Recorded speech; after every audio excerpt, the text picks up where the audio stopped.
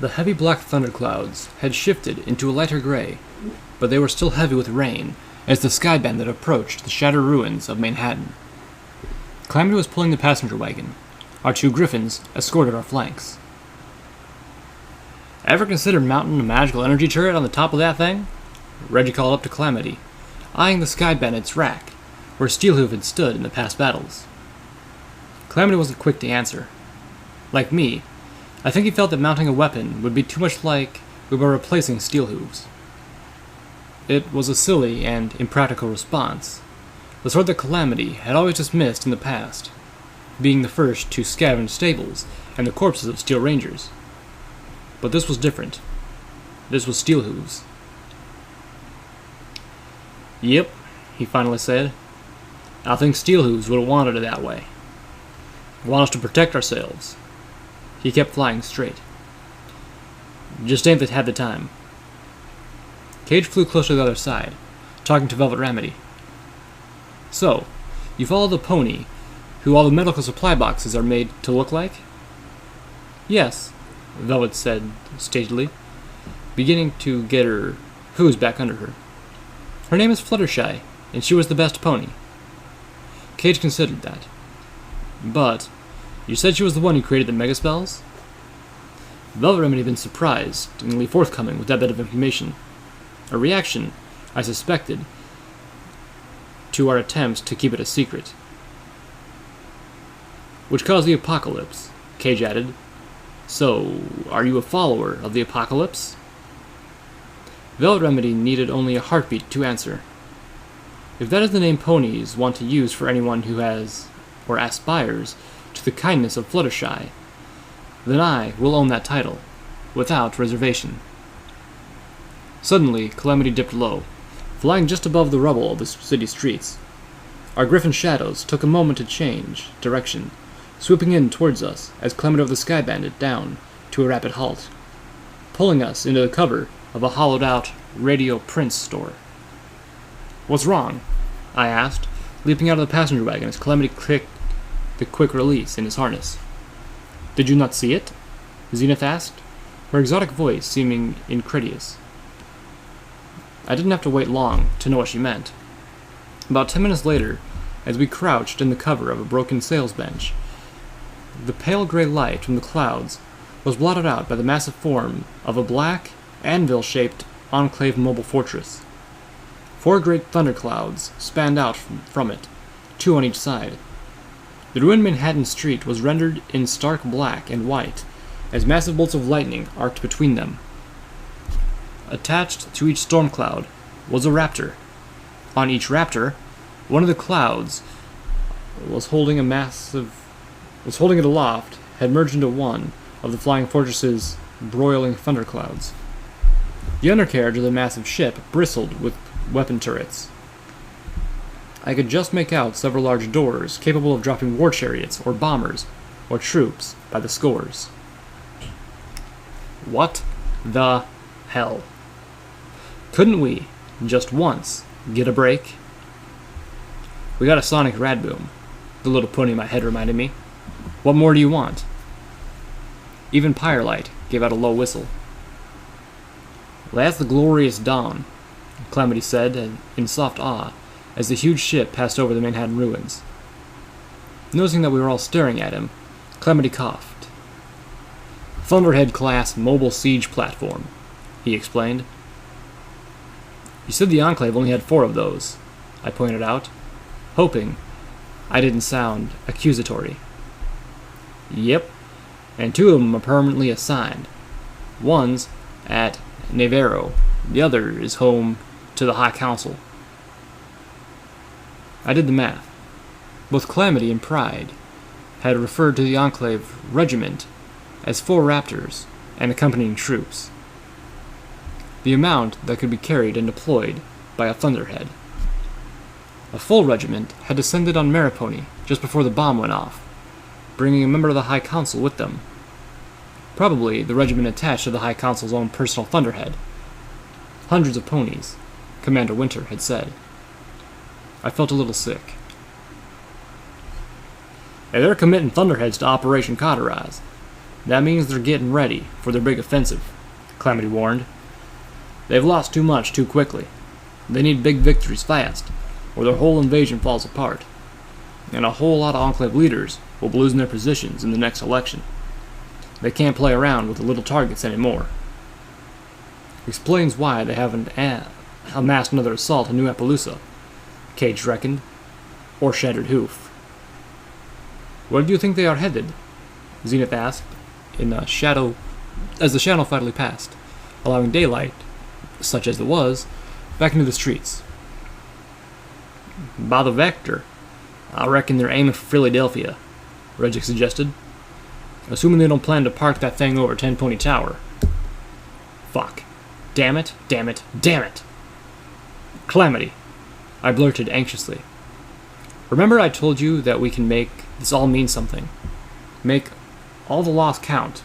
Make this the start of something better? Calamity stared at me with an expression that told me he was still holding me to that promise. The others just stared. Well, I've got a plan. I know how to do it. I began. The Griffins looked anxious and doubtful. Zenith looked reserved, and Velvet Remedy's face bore an expression of concern. But Calamity's eyes lit up, a smile on his face. Then the smile faltered as he tentatively asked, What about my plan? Your plan comes first, I assured him. My friend looked immediately relieved. But this new offensive throws a major wrench in mine. I need to know what the Enclave's timetable is. Calamity nodded. He clapped his hoof against his forehead, thinking. Okay, we haven't seen the Thunderheads before, so until now, they must have been used in someplace groundside as a communication center. Someplace to correlate data from all the scattered forces and relay commands. I clapped my forehoofs together. Brilliant. We'll hit the communication center and get a hold of their timeline. Just what I was thinking. Calamity pondered the moment will matter longer. Have to be someplace pretty high. I reckon that's what they were using 10 Pony Tower for before they got kicked out. We gotta have a fallback position. I remembered how far Blackwing's little broadcaster had been able to reach. The Talons had been trapped in the best possible place for broadcasting. Horseshoe Tower.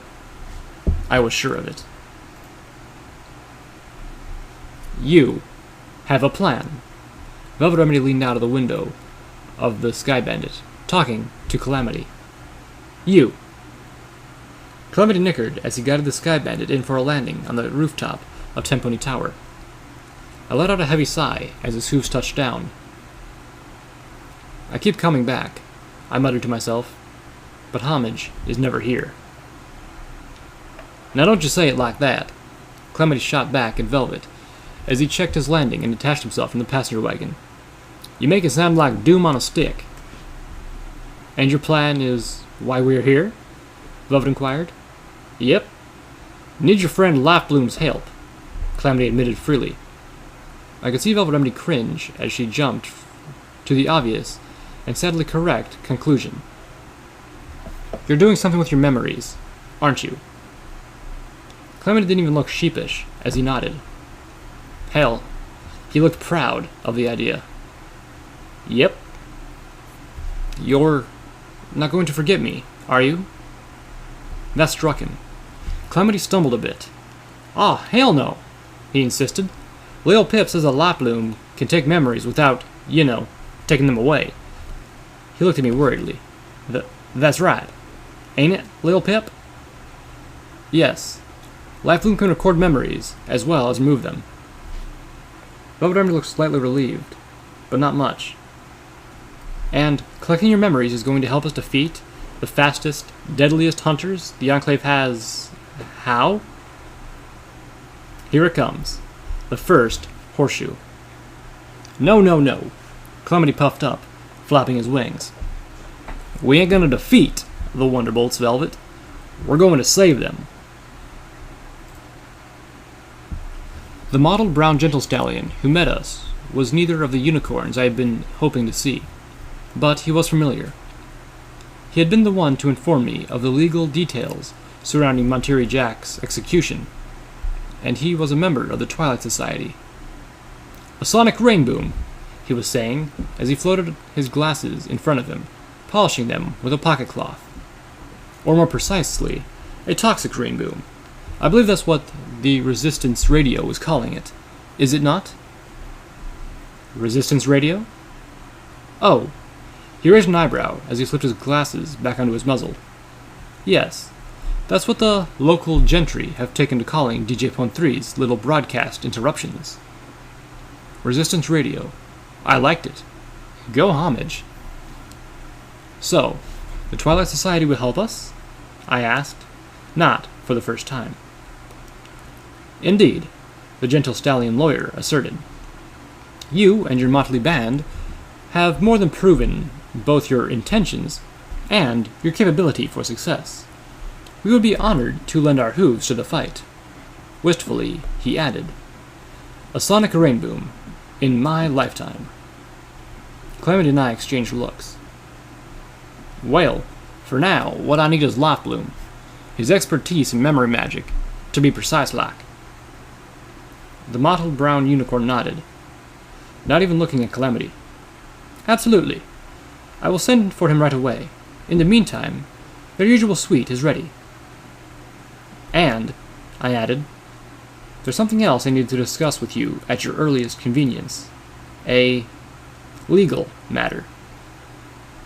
He turned, looking me over the rim of his spectacles. Indeed? His earliest convenience turned out to be less than an hour from now. I was a bit surprised at Twilight Society's sudden eagerness to lend their aid. I was probably being paranoid, but when things started to work out in my favor, it tended to make me nervous. Meanwhile, we gathered in the quarters provided and waited for Life Bloom. Swanky, Reggie whistled, looking over the fine sheets and marble floor tiles. She poked a talon at one of the plush pillows. Cage moved to check out the window, his eyes darting around like he was looking out for snipers. No kidding. If we had access to a place like this, I'd find it real hard to go back out to the wasteland and start mixing it up. He drew the curtains closed and nodded to his sister, who had taken up a strategic spot near the door.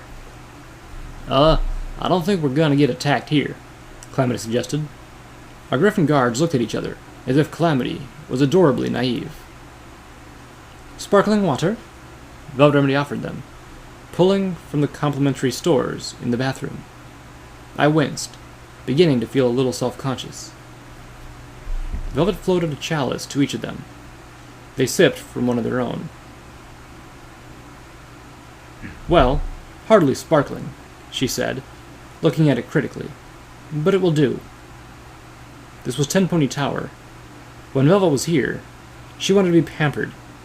If Calamity's going to be a while, having his brain molested, would you like to join me for a trip to the spa, little Pip?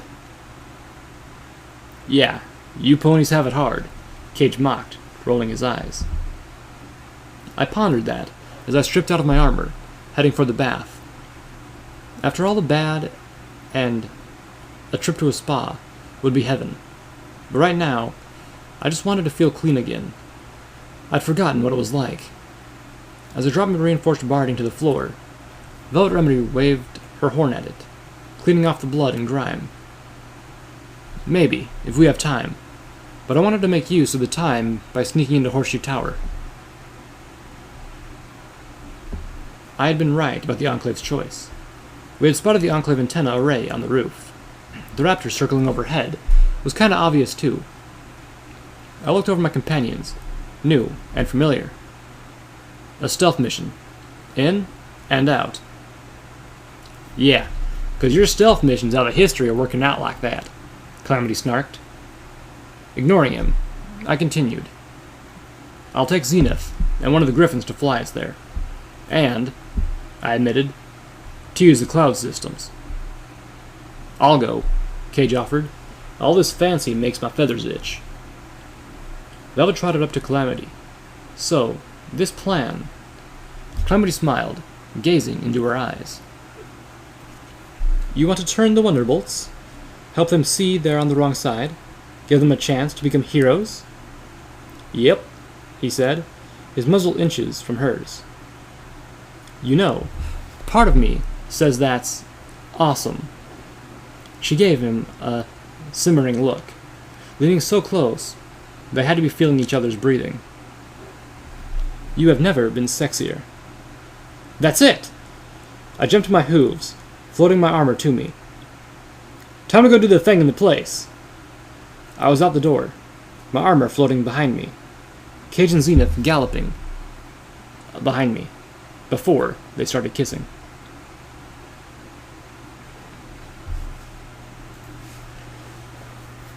I stepped up to the ragged edge where some time in the last 200 years, the ceiling 2 floors above had given way, crashing down to the floor beneath, which collapsed, smashing through the floor beneath it. Rings of half-rooms honeycombed the internal absence. Motes of dust floated lazily in the gaping, empty space. It was just as I remembered it. As I looked down into the pit of rubble, the little pony in my head reminded me that somewhere down there was Pinkie Pie's last party, lost forever in a memory orb. Getting this far had been... damn. Why was my mind searching for a metaphor to say easy that involved muffins? Ditsy-do was rubbing off on me. No, not in an itchy, flesh-rotting way. After a moment's internal debate, I went with easy. Zenith had her zebra stealth cloak, and I'd been using my MG stealth buck too. Cage was admittedly not stealthy, but the two of us had been scouting ahead. When things were clear, Zenith would toss back the hood of her cloak and let him know it was safe to move forward. Despite being an adolescent, Cage never appeared bored. He had the level head that to not be looking for a fight. Besides his razor-sharp claws, the griffin was armed with a hellhound claw knives and wing blades. The first griffin I had seen, the one who had helped attack the train, had been armed with those. I'd seen them slice the head off a pony, but I worried that they would be ineffective against Pegasi in magically powered armor. Multicolored light spread across the void, striking parts of the broken ceiling, as well as a desk that had been hanging precariously over the drop. The desk melted into goo as it dripped down into the rubble below. Okay, that was new. Diving for cover, I kicked up my eyes forward sparkled. We were in almost the same exact spot that 3 alicorns had stood the last time I was here, and across from us, almost in the same place I had been, an Enclave trooper was firing across at us with a multi-gem heavy infantry battle saddle. I pulled out Little Macintosh, locking on to the attacking pony with sats, but had to dive away as the spray of his weapon melted my cover. 2 more Pegasi launched themselves across the gap from the floor above. From another floor. The trooper was laying suppressive fire while they flanked us. The first Enclave guard came up behind us through an office to our right. Cage moved to block his path, sweeping at the armored pony with his wing blades. The attack proved my fears both valid and unnecessary. The wing blades had sparked harmlessly off the Pegasi's armor, just before Cage sent his hellhound claw knives plunging into the pony's throat. Even as the first guard fell, several beams of light struck Cage in his back. His talon armor took the brunt of it, but one shot sheared his right wing. The young Giffen collapsed with a grunt, his eyes closed tight against tears. The second guard had landed on the floor above us. I heard the clank, clank, clank as she dropped grenades down a fissure in our ceiling. I had plenty of experience dealing with grenades. Back up they went. Maybe not my brightest idea. I realized that the explosion not only killed the Pegasus above us, but that sent the ceiling crashing down on our heads.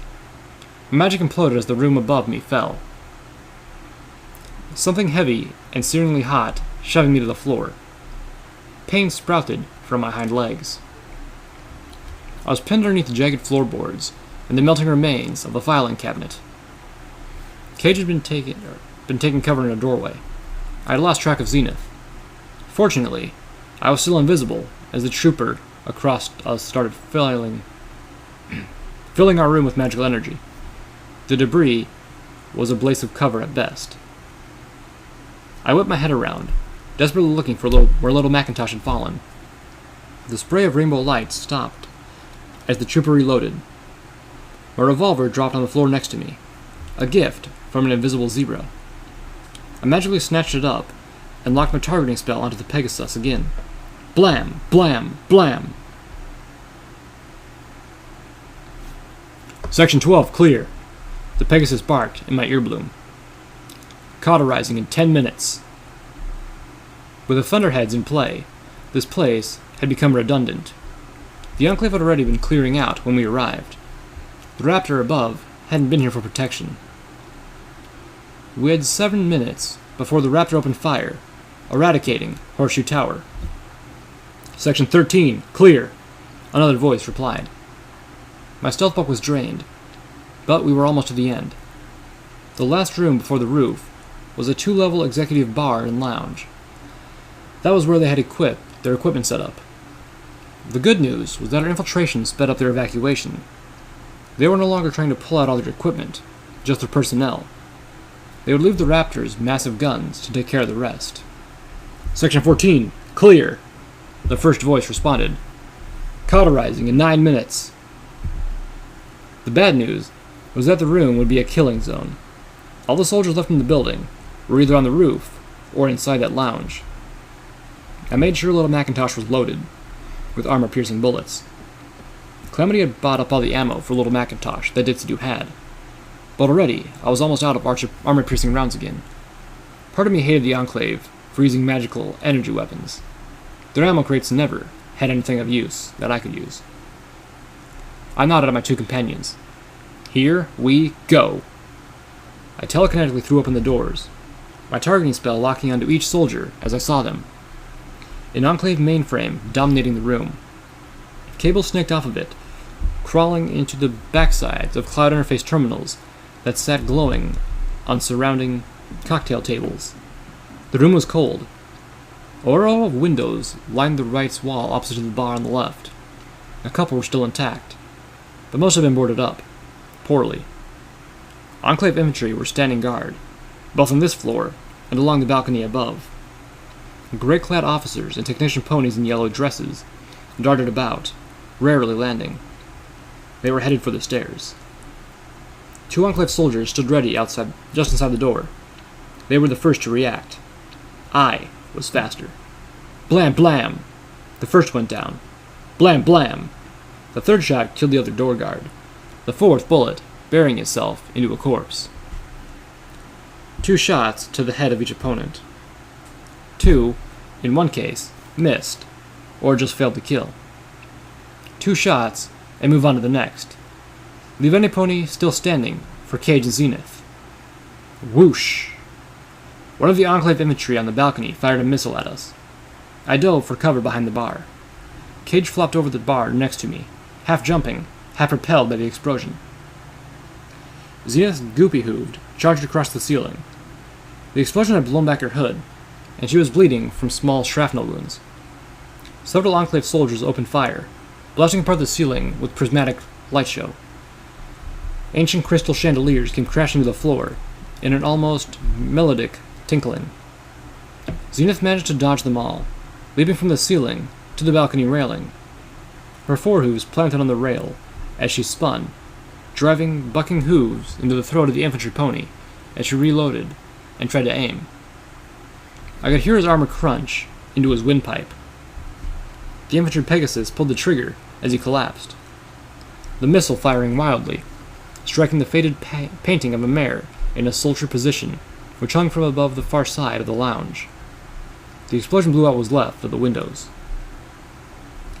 A damp, early evening wind blew from inside, clearing the smoke. Blam, blam! Reload. My targeting spell dropped for me, only for me to bring it back up immediately, squeezing just a little more out of it. Another pony with a multi-gem weapon sent a rainbow of light spraying over the bar and tearing into the liquor bottles racked behind us. Most of the bottles were empty, but the racks behind us hissed and exploded as the magical light passed through several still full ones, boiling the liquid inside. I let out a scream as I was bathed in alcoholic steam. Cage yelled, leaping the bar and trying to charge the attacker before he could reload, his injured wing keeping him from flying. I tried to give him cover, targeting another infantry Pegasus who was aiming for Cage with the twin magical energy rifles of his armor. Blam, blam! One of those shots missed. The other struck home, but failed to penetrate enough to kill the enemy. The Enclave soldier Cage was charging at was just a little too fast. She had finished reloading and opened fire point blank into the Griffin's chest. It didn't save her. Cage's blades slashed deeply into her chest, cutting her heart, even as his talon armor dissolved. The Griffin fell back, smoke rising from a gaping wound in his breast. I stared in horror as the light went out of his eyes. No! Damn it! No! With a loud crack, a black-armored body toppled over the balcony, bugged through the railing by Zenith. I looked up for her, but she was invisible again. Cauterizing in 8 minutes. The Pegasus I had wounded had taken refuge behind the mainframe. I could see his shadow as he downed a healing potion. At the same time, another soldier flew across the room, landing behind one of the columns that supported the balcony, along the near wall. A third knocked over a table and hid behind it, shoving it forward through the room, trying to get closer to me. She yelped as the table caught on one of the cables and flipped, exposing her. Blam, blam! The battle raged on. The last Pegasus, a gray stallion with a flowing black mane and tail, held up a hoof in surrender. He was neither a technician nor a soldier. He wore a light gray officer's uniform that went smartly with his coat, the only officer to stay behind, making sure other officers and technician ponies got out safely while the Enclave troops tried to kill us. Did kill one of us, I thought heavily. I'd led God's son to his death. I didn't know how I was going to break the news to his sister. I'd never be able to face Godwinna again. But right now, I didn't blame myself. I blamed the Enclave. Give me one reason not to shoot you, I growled. Make it good, because I really want to. Why, I see it, the Pegasus said, smiling, annoyingly. Y'all can kill me, or y'all can win. Evac complete. Moving off, the voice in my earbloom claimed. Cauterizing in 5 minutes. What do you mean? I asked, leveling little Macintosh at the Enclave officer's face. I had my targeting spell locked on for good measure. Sir, we've still got one officer inside, another Pegasus said over the military channel. Cauterizing in 5 minutes, was the cold response. Well, I reckon y'all didn't come this way just 'cause you like being shot at, the officer reasoned. I'm guessing you came from what's in that mainframe, but now you only got about 4 minutes left to get your tails out of this building, and you're down to only one person who could access it. Fuck. Celestia's fiery hemorrhoids of solar flaring death. Cage died for nothing. So, I'll make you a deal, the officer said. Y'all let me go, and I'll download what you need into that pip what the fuck you got there. And why would you betray the Enclave? Zenith asked. Why would you help us? Well, 2 reasons, the Pegasus said, still smiling, but with an earnest tone in his voice. 1, 'cause y'all folk are Calamity's friends. I love my little brother, and I ain't happy to see his name on a kill list. 2, 'cause I reckon without any flyers with you, chances are 3 minutes won't be enough for you to get out anyway. I would have stopped to think about that, to process what he had said, but the voice in my earbloom announced, Cauterizing in 4 minutes. Okay, I agreed, motioning for the Pegasus to get to work. I chose to believe him, not because of what he said about Calamity, but because he hadn't lied about how much time we had. You're Windshear, right? I asked as the stallion moved to the nearest terminal. Calamity had said his oldest brother was a master of communications technology. You were the chief communications officer here? I guessed. Yep, to both, he said as he worked. I caught the password. Restricted. Now what exactly do y'all want? Because I could give you everything, but that would take longer than you got. I need to know what the Enclave is doing next, and when. I answered, the gears in my head spinning. What's the chance that 2 of Calamity's brothers would be down here? I pondered, as he said, started the download. Cauterizing in 3 minutes. We were cutting it insanely close. I'd say 100%, Windshear said with a smile, backing away from the terminal. They put on a Leaf in charge of Operation Cauterize, and he made sure both of his brothers were part of the show. The Grey Pegasus chuckled. Hell, that was the only way Pride was ever going to see anything outside Nirvana. Or Neighbor. I groaned, hanging my head in pain. One of Calamity's brothers was commanding this entire massacre. I'll be going now, Windshear said. But y'all pass my love on to Calamity, won't you? Your love? Zenith asked. Did you not all treat him badly? Windshear shrugged. We were kids. Zenith stomped. Not an excuse. Look, Pride did it because he was a bastard. And worse, an incompetent bastard. Unlike Calamity, he was nothing but a disappointment to Dad. He did it because Autumn Leaf did it, and he was hoping copying Autumn Leaf would get him some respect from us. Windshear added, it didn't. The voice of my earbloom spoke again. Cauterizing in 2 minutes.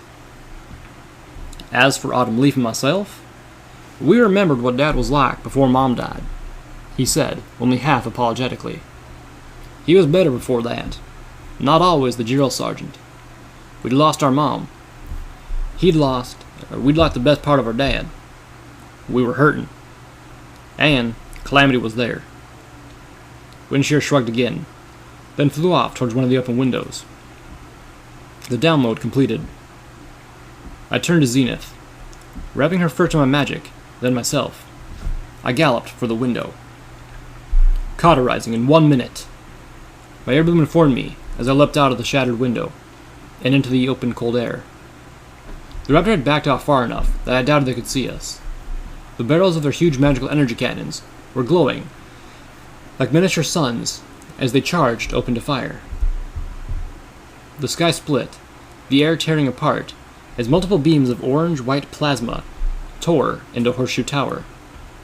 Every remaining window exploded outwards. Shards of glass, followed by gouts of flame. I turned away from the sight, focusing completely on moving us away from the doomed skyscraper. Sweat was already pouring down my forehead. I was going to see just how far I could fly, after all. When we arrived back at Tenpenny Tower, it was by way of the Celestia line, and Zenith was carrying me on her back. I was feeling rather proud of myself. I'd gotten us a little over a mile before strain and exhaustion forced me to put us down on one of the 4-star stations. Proud, and oh so very tired. I was ready to take Velvet Remedy up on that trip to the spa now. Only, it was very late. The spa would be closed by now. And I had to face Virginia Grimfeathers. I poured over the data Windshear had given us. The stallion had been true to his word. We got what I had asked for, and no more. The Enclave was focusing now on what it considered the 2 biggest threats. First and foremost was Red Eye. They had tracked him to the cathedral, and they had a regiment patrolling the borders of the Everfree Forest, trying to make sure it didn't escape. In 2 days' time, the Overcast, Colonel Autumn Leaf's command thunderhead, was going to move in with a full regiment and wipe the cathedral off the face of Equestria. The Glorious Dawn was being dispatched to a rendezvous with the bulk of the Enclave's forces, amassing for an attack on Philadelphia. And by attack, they meant cleansing. Slavers, slaves, rangers, scavengers. They were going to kill them all, and reduce the factories that Red-Eye had rebuilt to rubble, just for good measure. And they could. I had seen them turn Horseshoe Tower into a mound of rubble and slag. I couldn't let that happen. My blood ran cold as I saw the Enclave's second target. Homage. Somehow, my mare friend had rated the second biggest threat to the Enclave. Attached to the assessment was a video file. I was trembling as I pulled it open. I didn't know what it was from. Fear or rage? The video was from the security camera of a raptor. I watched as Homage brought down the shattered Hoofridge Tower. The explosion from the Star Blaster had disintegrated everything it touched. It had eaten the tower's base. They didn't know she could only do that once. They only knew that she did it. And that made her even more terrifying than Ditsy Do. Almost as much as Red-Eye and all of his armies. I realized that, strangely, I wasn't frightened or mad anymore. I was proud. Proud of my wonderful, dangerous Homage. They had no idea what to do about it. Sending more forces after her risked, in their minds, further retaliation. And that could mean the destruction of another tower. Maybe more. So instead, they were sitting on their hooves. Well, not exactly. They had given lethal sanction to one group they thought could actually hunt down and kill Homage, without her being able to strike back. The Wonderbolts. Clement had been right. The Wonderbolts had been drawn into meetings, but those were due to end in about 6 hours. After that, our hunters had been given 32 hours to complete their current assignment. Then, they were ordered to focus their efforts on murdering my mare friend. 32 hours. I prayed that they would do what I so desperately wanted them to. Sleep. After 20 hours of meeting, what pony wouldn't want to catch some sleep, making sure they were fresh and revived before they went hunting for other ponies down and killing them? Zenith nudged open the door to our suite and deposited me on the floor with an undignified thump. I yelped as I landed on my scalded back. Calamity trotted over, looking down at me. How'd it go? I was surprised that he was still in the room. Or was it back in the room? Lifebloom walked up next to him, as Velvet gave the gasp we were all expecting, and dashed to tend to our wounds, starting with the bloody zebra. Windshear sends his love, I answered. I winced as a female voice called out from the corner. Where's Cage? Regina Grimfeather stared down at her twin brother's daggers, then carefully slid them into her belt. Thank you for bringing these back. Regina, I'm so sorry.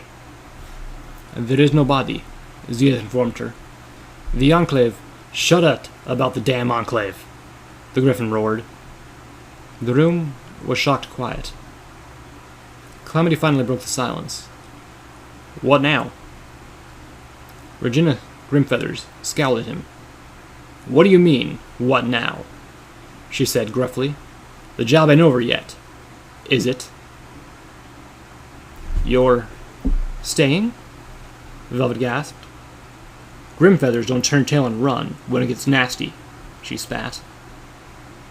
The young Griffin woman laid down.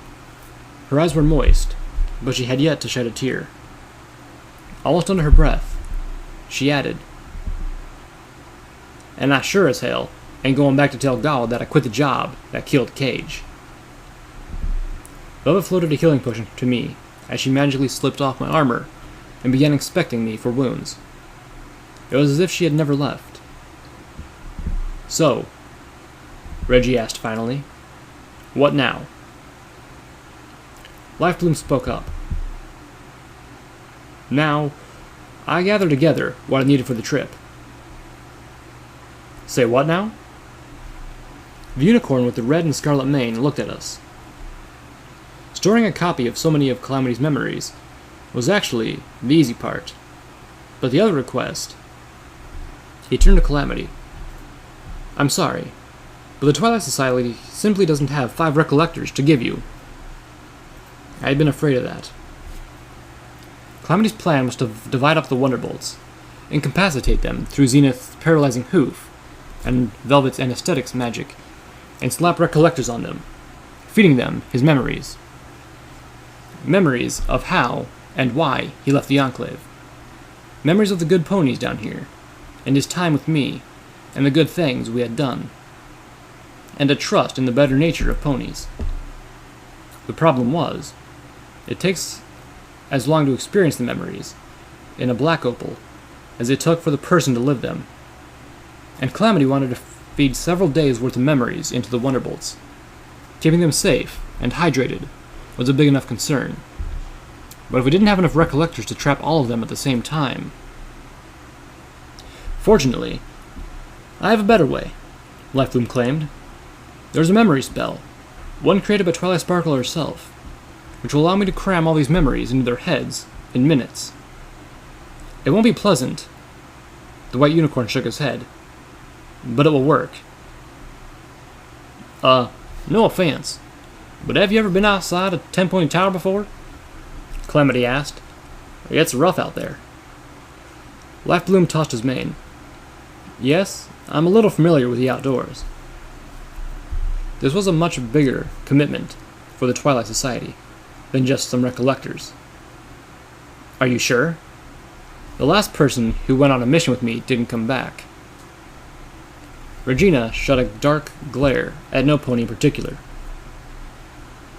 You call on us to help. And you were right. Lifebloom gazed at me. This is helping. Reggie stood up. Okay then. What are we waiting for? Well, Velvet Remedy said softly, some of us need sleep. She did her best not to glance my way. I hadn't moved from where Zenith had dropped me. Not long enough, I insisted, still not moving. The floor was good. Just give me a pillow. We need to be moving before the Wonderbolts are. Reggie looked at the ponies and zebra around her. Parlight gave a little hoot, even though she had spent most of the trip napping against Velvet Remedy's flank. Fine, she groused. My eyelids were getting heavy, but I forced them to stay open. There was one more horseshoe hanging above us, waiting to drop. So, Lifebloom asked, where are we headed? We will need a place where the Wonderbolts won't be able to totally own us with their aerial superiority, Reggie pointed out. Velvet flicked back her stylish mane. She'd obviously been at the spa while I was out. She looked perfect. Well, Manhattan had to have more stables than just number 29. Do you know of any that are vacant and just lying around?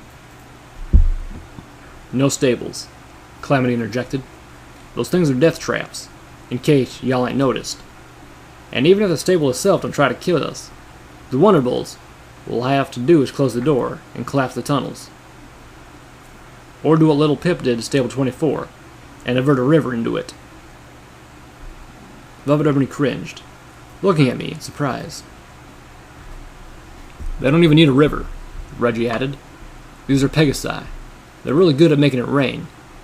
She shook her head, looking at my Pegasus friend. Best rule out all underground entirely. And here it drops, I thought. So, we need someplace that the Wonderbolts can't use their aerial skills against us, Lifebloom said slowly. And where we can get them to split up. But that's outside? Yep, Calamity said with conviction. And I've got the perfect place. Look at it fall. Everfree Forest.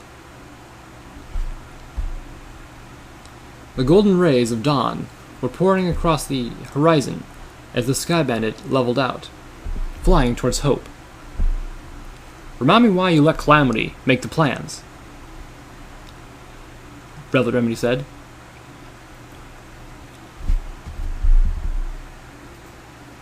Zenith said. She had taken off her zebra stealth cloak and given it to Life Bloom. The buck would definitely need it more than she would, and we couldn't risk the Wonderbolts taking out the one pony who could cast the memory spell, or risk the forest taking him out, or the fire, or any of Red Eye's troops who were controlling the fires, or the unclipping trolls. The consensus was that we were all indeed going to die. But at least it would be an exciting death. Well, I'm proud of him, Velvet proclaimed. If we are going to the Everfree Forest, Zenith said, pulling an ancient and tattered book from her saddlebags, then there is something I must tell you. I looked at the book. The cover was very old leather, warped and cracked. On the front was a large zebra glyph, and several smaller ones beneath. The last time I'd seen a glyph like that, I was trying to read the black book. Where did you get this? I asked, both cautious and curious. From Zephyr, our zebra friend said. Once, this belonged to my grandparents. They rescued it from the hut of Zecora, deep in the Everfree Forest. Zenith opened the book, pointing at the strange glyphs. You wonder what has caused the Everfree Forest to grow so strange and dangerous, do you not? I nodded, remembering Calamity's assertion. The Everfree Forest had never been hit. There was no radiation, no taint. That's why Red Eye was so sought to turn it into farmland. Through this book, I have come to learn the reason, Zenith said cryptically. And it is not a new one, but a very old one. And you're just telling us this now? I received this book while you were playing in the Canterlot ruins, and it took me some time to read. Time, I suspected, that babysitting Silverbell had given her. And it was not easy to read. There were things I did not wish to understand. We all listened intently. Even Calamity's ears were swiveled, so we could catch the conversation as best we could. Something flashed in the distance ahead. The horizon was the Everfree Forest, still green, still pouring smoke. I believe we may not have been wrong about Princess Luna and Nightmare Moon, Zenith admitted, looking down at the book. The zebra was unwilling to meet the gaze of any of the ponies around her. They were not one and the same. Velvet cocked her head quixotically. Firelight let out a questioning clue. Before the war, long before the wasteland, over 1,000 years ago, a star fell to our world, and it fell to the Everfree Forest, close to where the princesses lived. I knew the story. It had been told to me by Midnight Shower. The fallen star's influence warped and twisted everything around it, Zenith claimed. According to Zecora's writings, even a little exposure was enough to help Luna's inner darkness to take hold and manifest. Only the power of the elements of harmony were able to nullify what it had done to her. The zebra looked up. Forgive me for speaking what may seem ill of your goddess, but Celestia was never as strong as her sister. When things hurt too much, she would run away. I glared at Zenith. This had better be going somewhere. I wasn't happy with this sudden and unflattering analysis of the goddess Celestia.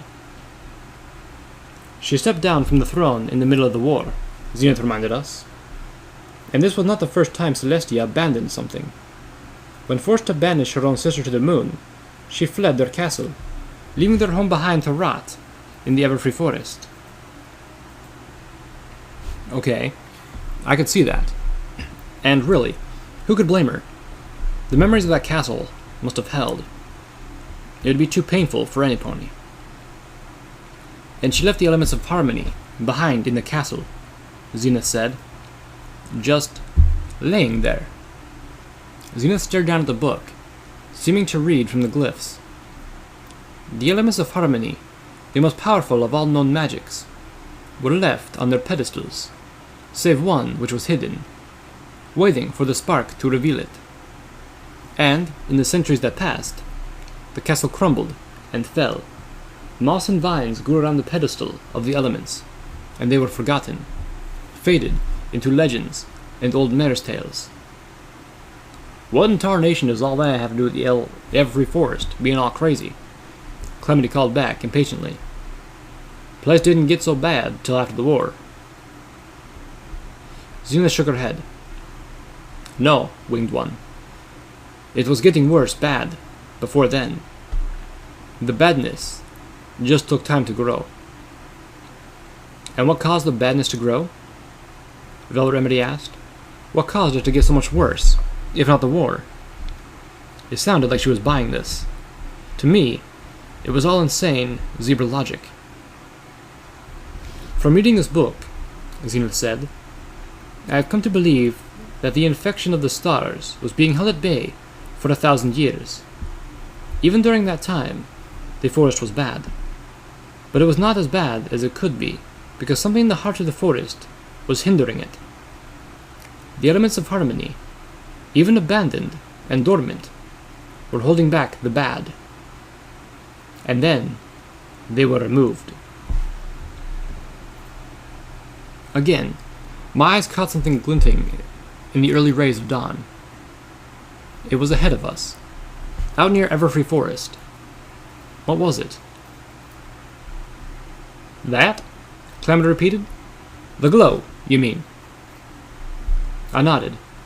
Then, realizing he couldn't see me, I called out, yes. That there's Hope Solar Array. Only time of day when those dishes pick up enough sunlight to shine is the crack of dawn. He chuckled. We'll be passing right over 'em before we head into Everfree, so y'all can get a good look. I nodded again, this time to myself. I was thinking about something Calamity had said about the Enclave. Okay, everyone, listen up. We're planning to try to separate the Wonderbolts, but there's a good chance we can get ourselves split up in the process. We need a fallback position. You thinking about the array? Calamity asked. It's close, but it's still a few miles from the forest edge. A long way to go out in the open, especially if you're wounded. Drat. Think. Okay, backup idea. I've got it. There's a farm right at the edge of Everfree Forest. It supposedly got landmines or ghosts or something, so be careful. Probably a bad idea, but at least it was a landmark. Go near it, not in it. It was either that or Fluttershy's cottage, and I really didn't want to take Velvet Remedy back there. The others quickly agreed. We continued to fly, making small talk as the Everfree Forest drew ominously closer. I had stopped staring out the window. I didn't really want to see the distance between us and the forest being eaten away. Looking in my companion's eyes, I could see everyone was feeling the same thing I was. A sense of wrongness and inexplicable dread. Like our skin was too tight. I started feeling it the minute I started to smell the smoke. This was a bad plan. But the Wonderbolts were on the clock now. They had to come get us, and my pip-leg was drawing them right to me.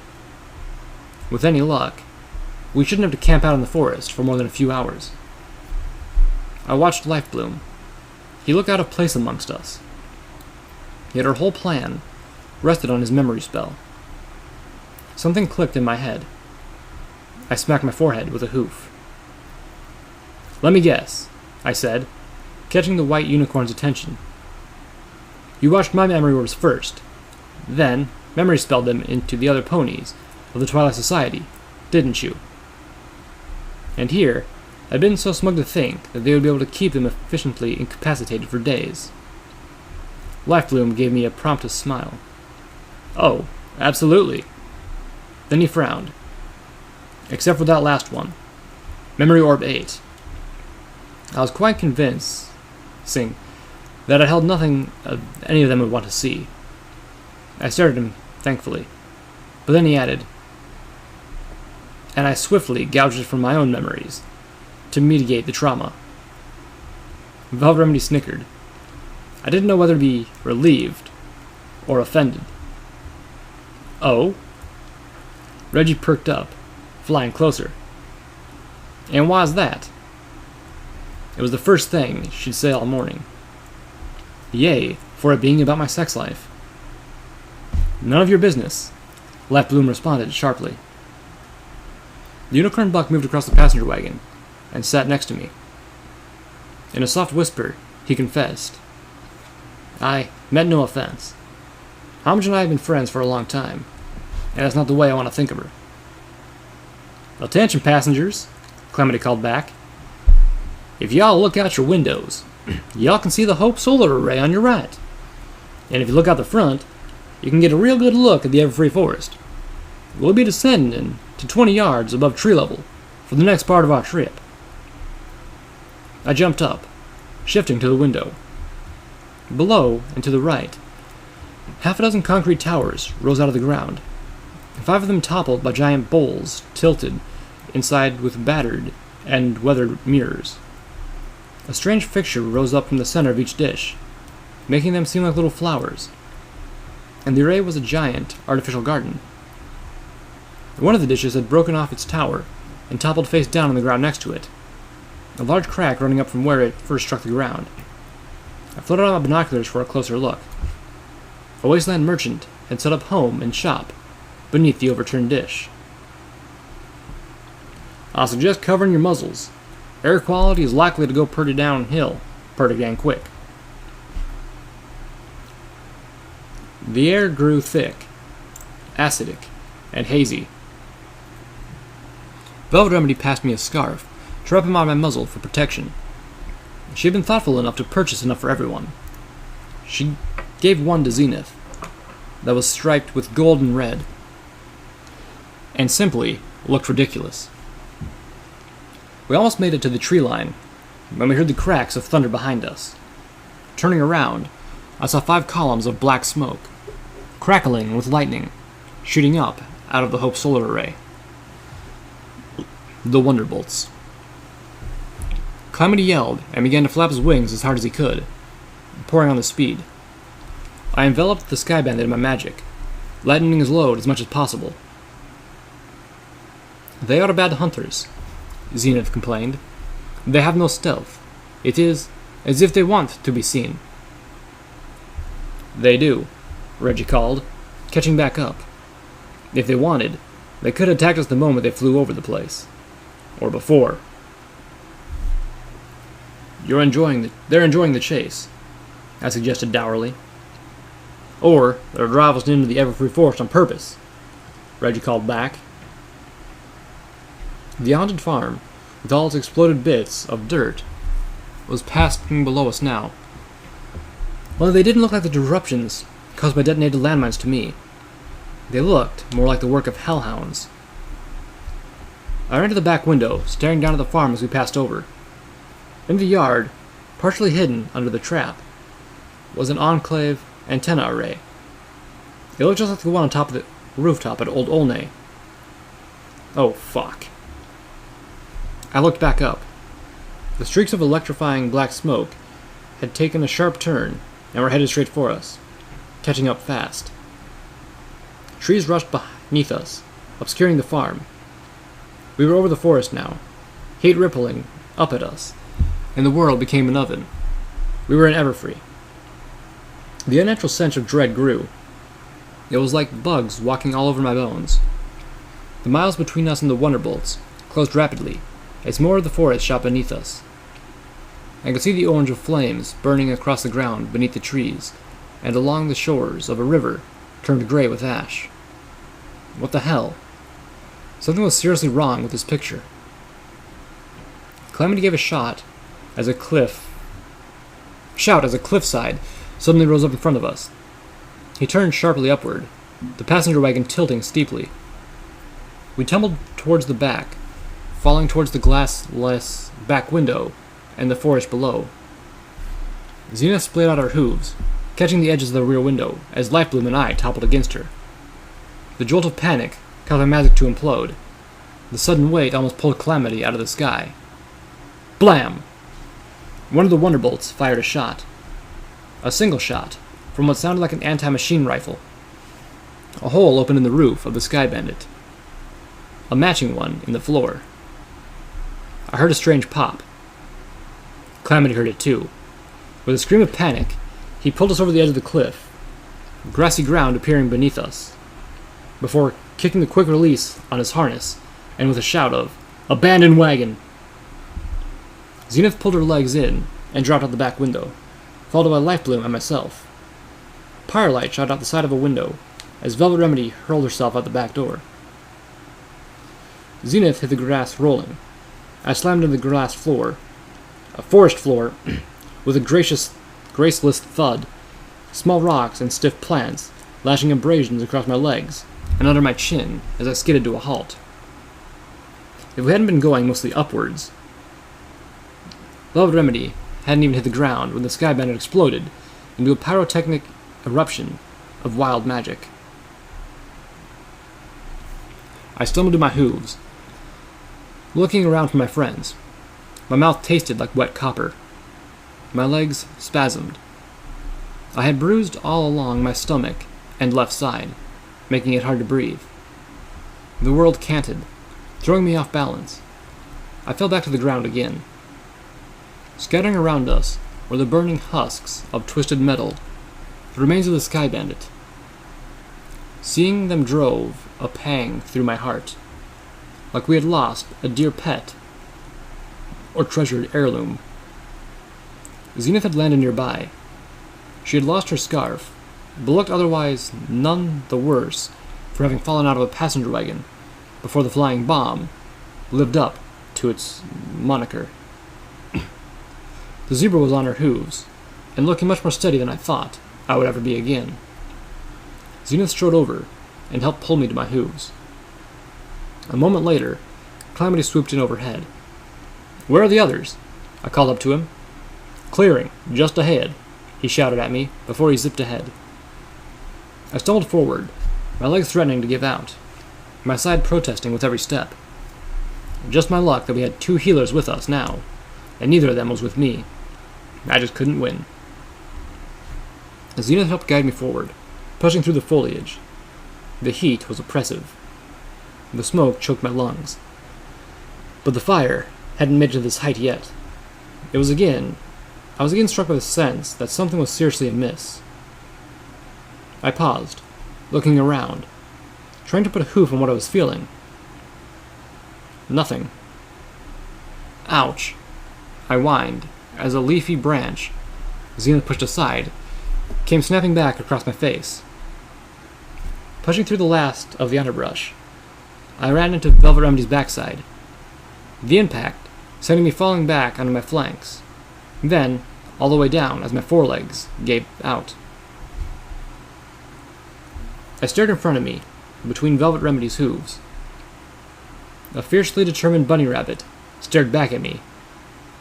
The bunny was made of stone. Beyond the stone bunny, the grassy knoll rose up to where a massive weeping willow, twisted and ancient, rose above us. The rough bark of the tree was strange, buttery yellow. Blue vines wrapped about its gnarled roots. Its drooping pink leaves swayed in a wind I couldn't feel. The tree was framed by an angry brown sky, choked with smoke. Beyond the tree, the hillsides dropped back downward into the fires of the Everfree Forest. Those flames, pushed forward by the dark silhouettes of Red Eye's griffins, their weapons pouring liquid fire across the ground. Footnote: Maximum level.